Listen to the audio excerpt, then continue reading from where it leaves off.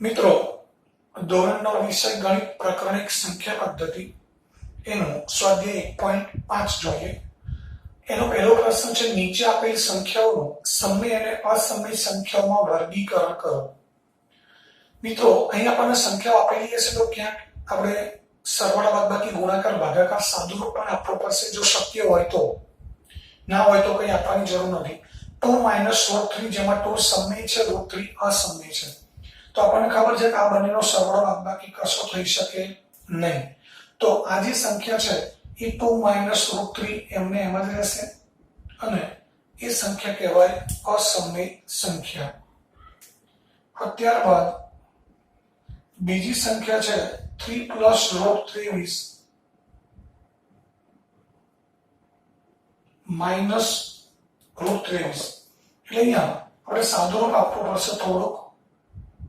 3 + √23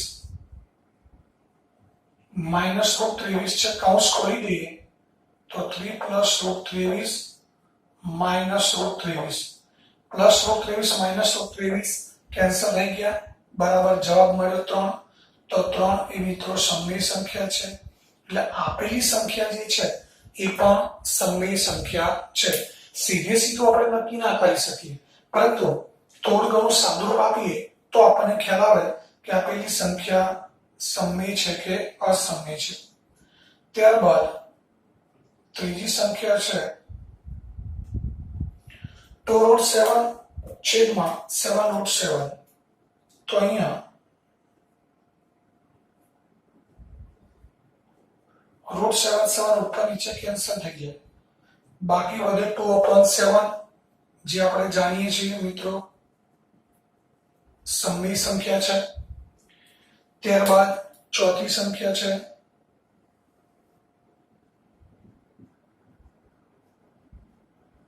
1/√2 જેમાં 1 સમય છે, √2 અસમય છે. આ બંનેનો ભાગાકાર પણ શક્ય નથી એટલે આ સંખ્યા એમને એમ રહેશે, જેને આપણે અસમય સંખ્યા કહી શકીએ. હવે ત્યારબાદ છે પાંચમી સંખ્યા, એ છે 2π. મિત્રો પાઈ એ અસમય છે અને 2 છે એ સમય છે. તો સમય અને અસમય આ બંનેનો ગુણાકાર આપણે કંઈ ના કરી શકીએ, પરંતુ આ બંનેનો ગુણાકાર છે એ અસમય મળશે. તો અહીંયા 2π એ અસમય છે એવું કહી શકાય. એટલે આ 2π થયું અસમય. તો અહીંયા આ પ્રશ્ન 1 પૂરો થયો. હવે ત્યારબાદ જોઈએ પ્રશ્ન નંબર 2.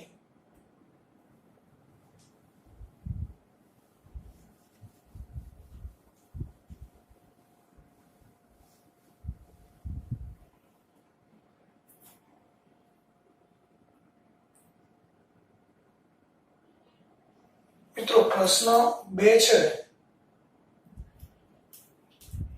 એમાં સાદુરૂપ આપવાનું છે. સાદુરૂપ આપો.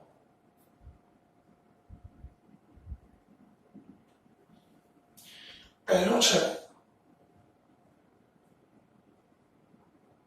3 + √3 2 + √2.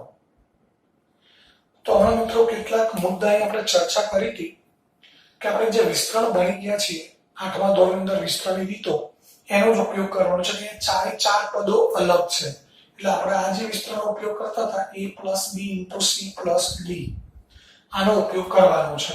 તો એના માટે આપણે a નો ગુણાકાર c + d સાથે કરી, ત્યારબાદ b નો ગુણાકાર c + d સાથે કરતા હતા. તો એ જ વસ્તુ અહીંયા કરવાની છે કે પહેલા 3 છે એ 3 નો ગુણાકાર 2 + √2 સાથે કરવાનો, ત્યારબાદ બીજો પદ છે √3 એનો ગુણાકાર 2 + √2 સાથે કરવાનો છે. અહીંયા ગુણાકાર કરીએ તો 2 તારી 6. સમય બંને છે, 2 અને 3 બંને સમય છે તો ગુણાકાર થશે. પણ 3 સમય છે ને √2 અસમય છે, તો આ બંનેનો ગુણાકાર 3 × 2 = 6, વર્ગમૂળમાં 6 નહીં થાય, ખાસ ધ્યાન રાખજો. એટલે અહીંયા આપણે 3 સમય છે બહાર મૂકીશું, અસમય એમને એમ રહેશે. જો અહીંયા પણ વર્ગમૂળ 3 હોત તો 3 × 2 = 6, વર્ગમૂળ 6 થઈ જાય, પરંતુ આ સમય છે અસમય છે એટલે ગુણાકાર ના થાય.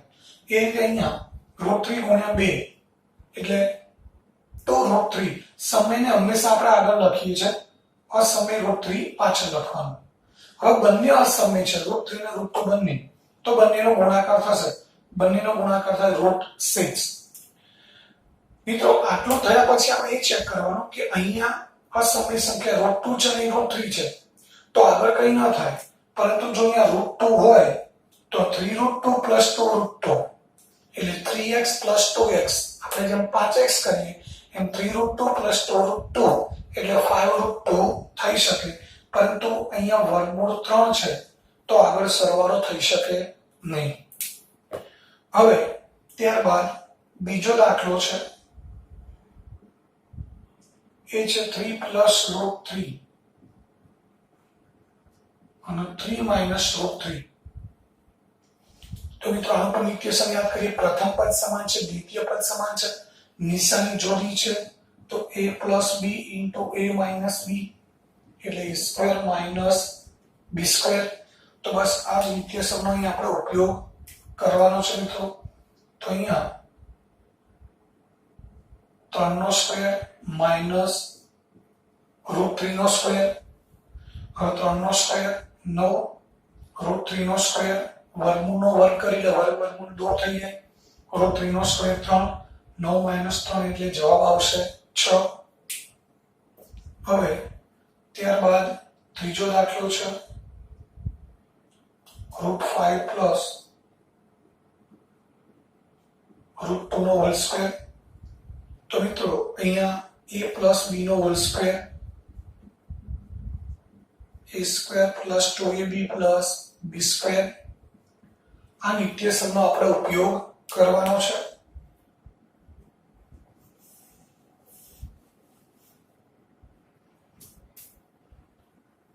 તો અહીંયા આ ઇક્વેશનનો ઉપયોગ કરી લઈએ. એટલે અહીંયા પહેલું પદ છે √5, પહેલા રકમ લખી દઈએ, √5 + √2² √5² + 2 * √5 * √2² a² + 2ab + b². આપણા માટે a એટલે √5 છે, b એટલે √2 છે, a² એટલે √5² + 2ab એટલે 2 * √5 * √2 અને પ્લસ b² એટલે √2², √5² 5, 5 * 2 = 10, વર્ગમૂળ 2² 2. હવે મિત્રો 5 અને 2, આ 5 અને 2 નો સરવાળો 7√10 નહીં થાય, ખાસ ધ્યાન રાખજો. આ 5 અને 2 નો સરવાળો ન થાય, પણ આ 5 અને 2 નો સરવાળો 7 થાય. એટલે જવાબ મળે 7 + 2√10. તો આ પ્રશ્ન 3 થયો.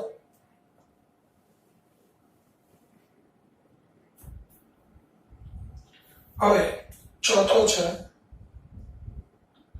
√5 - √2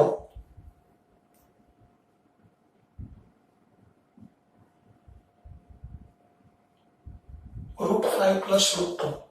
તો આ પણ મિત્રો આના જેવો જ છે. પ્રથમ પદ સમાન છે, દ્વિતીય પદ સમાન. અહીંયા પ્રથમ પદ √5 છે, દ્વિતીય પદ √2 છે. તો અહીંયા પણ પ્રથમ પદનો સ્ક્વેર a², આપણે પહેલા રકમ લખી દઈએ એકવાર,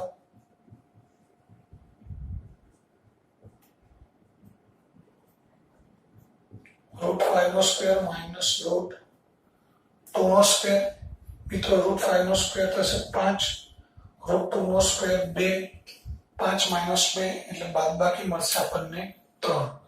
તો આ પ્રશ્ન 2 અહીંયા પૂરો થયો.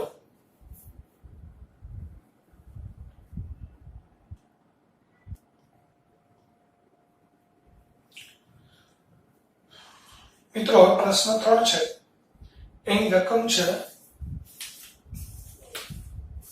યાદ કરો કે પાઈ ને એક વર્તુળના પરિઘને વ્યાસના ગુણોત્તર તરીકે લેવામાં આવે છે.